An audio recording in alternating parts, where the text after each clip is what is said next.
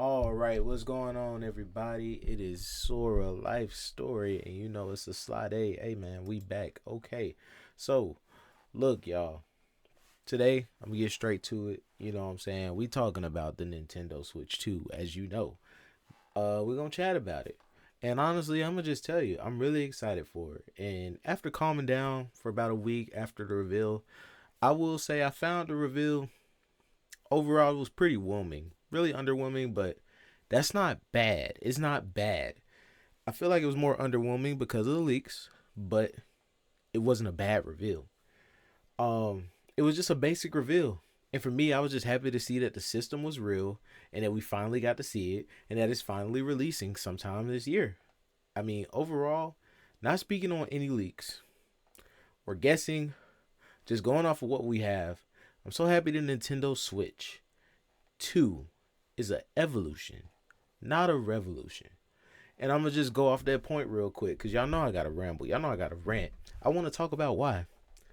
For years, Nintendo has used gimmicks and used them well. But despite that, the overall fanfare in the end was not there. It wasn't until the Blue Ocean strategy that they started with the Wii that they truly even started releasing consoles with crazy gimmicks, and which, while not bad in the grand scheme, it didn't really keep gamers or casual players around for the long haul. They always went other places.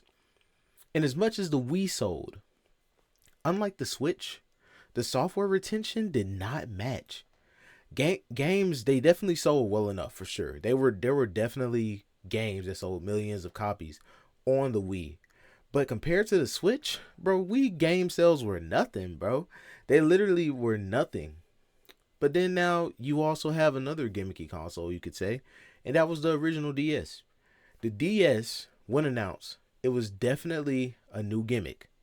You know what I'm saying? It was met with confusion coming from the Game Boy. We're coming from the Game Boy Advance with this dual screen method.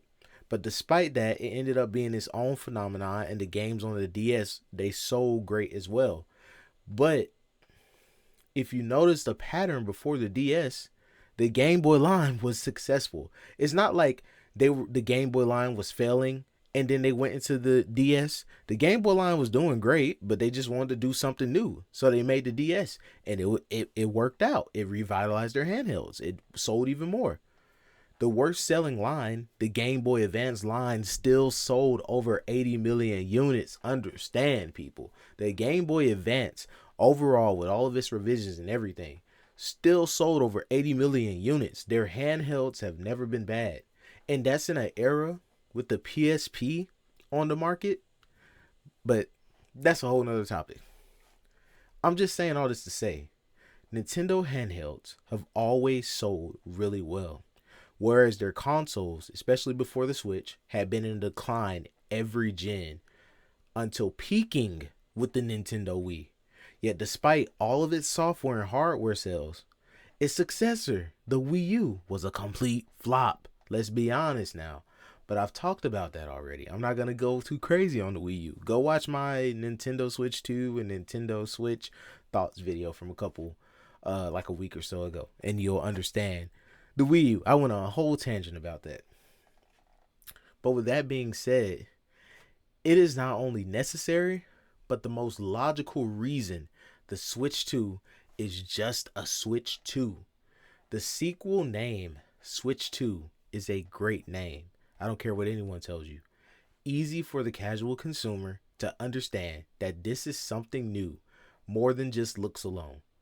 While not as bad as Wii U from Wii, the SNES from the NES actually sold less than the NES. The Super Nintendo sold less than the NES. And in saying that, Super Nintendo Switch would have been a bad name. I'm throwing shots. Super Nintendo Switch would not have been a great name. It literally pretty much implies that it's just a slight upgrade that's not needed. You can still keep your Switch, and if you missed out on Super Nintendo Switch, you're good, which that's not the case. While Switch 2, it lets everyone know it's a Switch 2. It's the next big thing. It's the next big thing. It's going to be bigger, better. So my thoughts are pretty much this. We just got to wait and see with the Switch 2. We won't see anything in a direct till April, and we just got to wait and see. We haven't seen any games yet, really. We kind of saw Mario Kart, but I'm not going to overanalyze a small snippet that was off in the corner of the screen. But besides that, here are some of my other thoughts. I think the Switch 2 will be around PS4 or Steam Deck level, or maybe even slightly better. Maybe somewhere slightly behind a Series S or a PS4 Pro.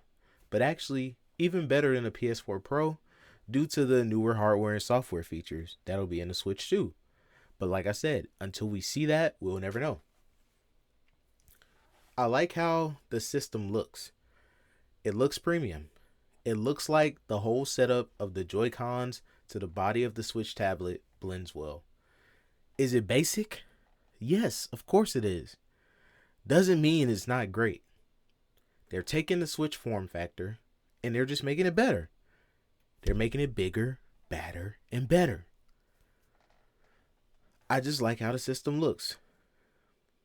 But in saying that, I want to go off on another rant towards some people on Twitter, in the YouTube comment sections, on Reddit. For years, Nintendo has been told not to reinvent the wheel. They don't need all the crazy gimmicks. But the moment they do it, you have these Nintendo fanboys popping out of the woodworks complaining the console is normal. Make it make sense. The console should be normal because it's still a Nintendo Switch. It's just a Nintendo Switch 2. But they've coming out of nowhere. The console can have its little smaller gimmicks and it can still be great. Which would be something like the mouse functionality, but they don't want to talk about that. They're acting like there's no gimmicks there. But because, and I say this great legitimately, fake Nintendo fans, and the reason why I call y'all fake Nintendo fans is because if it would have been crazy gimmick, you would have all these people coming out of woodwork saying, oh my gosh, why did they do a crazy gimmick? They didn't need to do that. Oh my gosh, it's going to sell way worse. And they just came out of nowhere thinking it needed to be revolutionary, and it doesn't need to be a revolutionary system. We're in a gaming landscape where it's really not even a good idea to be a revolutionary system because you already have developers not doing amazingly with super powerful hardware and all these things. We got unoptimized games. We got boring games. All different types of things. In saying that, you guys just need to shut up and watch as the Switch 2 is also successful like the Nintendo Switch. Is it going to sell as much as the original Nintendo Switch? Probably not. But you have to think, at the time of the Nintendo Switch, the first one, there was nothing else like it. We're in a different era. But I will tell you, with that big 2 slapped on there, with the more powerful hardware, with the bigger system, the Switch 2 is going to be just as successful. So with the time that I have left, I like the system. I really like what I see. I like that it's bigger. I like that the screen is bigger. And I'll say that my only speculation is that the screen is probably 720p. I don't doubt that they will go with 720p again. I'm perfectly okay with a handheld screen being 720p. I personally think, especially for console-like games that are on the Switch, 720p is a perfect resolution to achieve and to stick to on a handheld, and it looks great. Especially if it's under 10 inches, which it is going to be under a 10-inch screen. I think it's going to be like an 8-inch screen. And that's fine. The only other thing is that I think it will be an LCD screen, which is also fine. As much as I love my Switch OLED and think it's great, I don't see why they would not wait a few years and then release an OLED model. Their business. I'm not defending them. I'm not saying that it shouldn't be an OLED day one, but we will have to pay the price for that. So you get what you can get. And right now, with this being the first model that we will see this year, that is what I think of it. But with all that being said, I'm not going to rant too long today.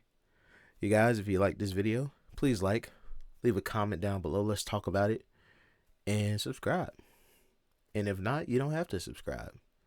But I appreciate you watching anyway. This is Sora Life Story. It's a sly day. And I'll catch you guys later. Peace.